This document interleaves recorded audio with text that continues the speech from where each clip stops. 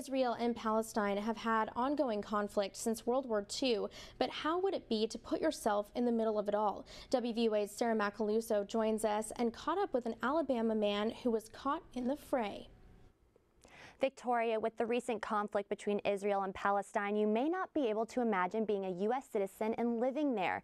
But WWII alum lived in Tel Aviv for the past 5 months while completing an internship. I talked to him about life and culture in a place far from home. That's when some of the rockets started going off and more came within to southern Israel. They had not reached Tel Aviv yet. Jordan Ross, a UA alum, was interning in Tel Aviv, Israel, in the midst of heated conflict between Israel and Palestine.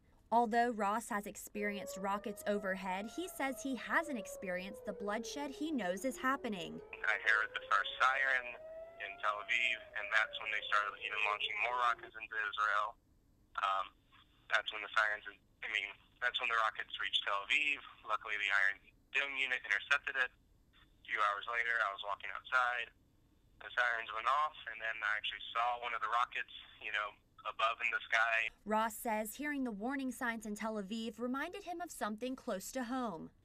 When I first heard the siren, it kind of reminded me a little bit when the tornado hit Tuscaloosa. It was a little surreal. We didn't, I never thought it would happen.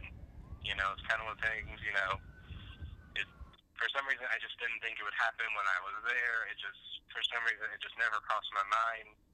Through it all, Ross says the experience was still worth it. It was an incredible experience.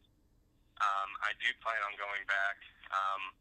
I believe Israel does have a right to defend itself. People should not have to live in terror. And I do want to go back and contribute to support Israel if I can. To read more about Ross's experience in Israel, you can visit careerisrael.com. For WVUA News, I'm Sarah Macaluso. Thank you, Sarah.